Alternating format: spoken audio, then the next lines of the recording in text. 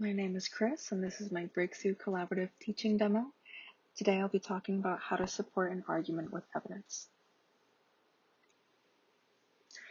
But what is an argument? An argument is a statement intended to persuade someone of something, which can be anything from the plot of a novel to the innocence of a defendant to whether pineapple on pizza is a good idea.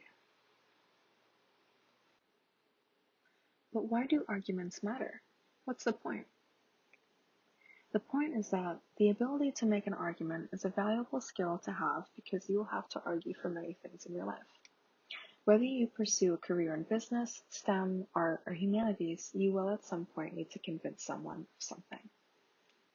Even in our everyday lives outside of school, argumentation is a key feature of our society. So how do I support an argument with evidence? To support an argument with evidence, you must provide relevant and reliable information, which will serve as the foundation of your argument.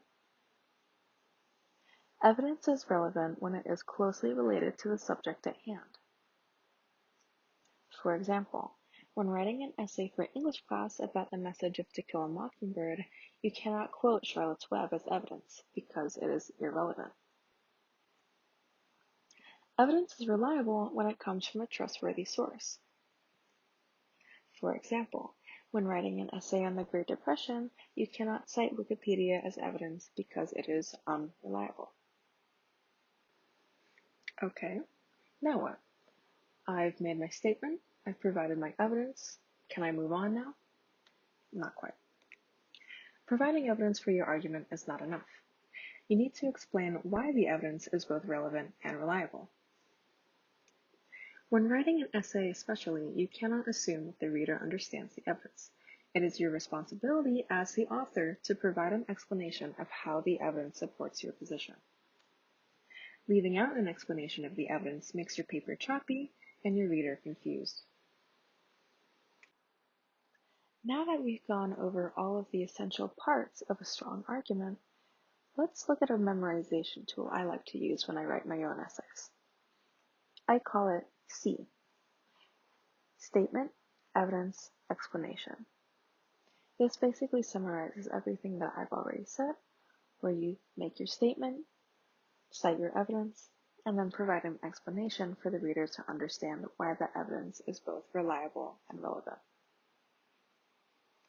I like to say, remember to use SEE so your reader can see what you're saying. Finally, let's close with an example of SEE in action: statement, evidence, and explanation. Now I'll be showing you an excerpt from an essay I wrote in my freshman year of college. This excerpt is from a literary analysis on Sherman Alexie's short story, The Lone Ranger and Path to a Fistfight in Heaven. In this paragraph, I argue that the protagonist, Victor, has allowed his frustration with racial profiling to affect his relationships. It says, the anger Victor feels as a result of how he is treated by society trickles down to his interpersonal relationships.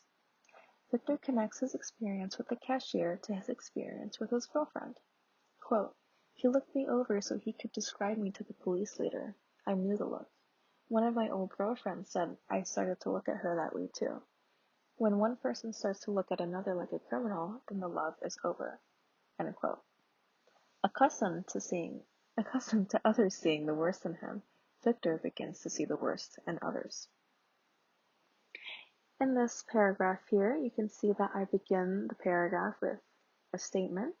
My statement is that Victor feels upset about how society is treating him, about the racial profiling he experiences, and that this frustration affects his relationships.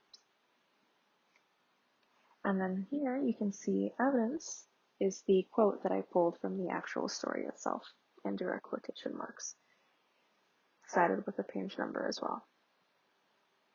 And then finally, there's an explanation, although only a sentence, to provide a little insight into why that evidence matters, what that evidence is actually saying, and how it contributes to my argument.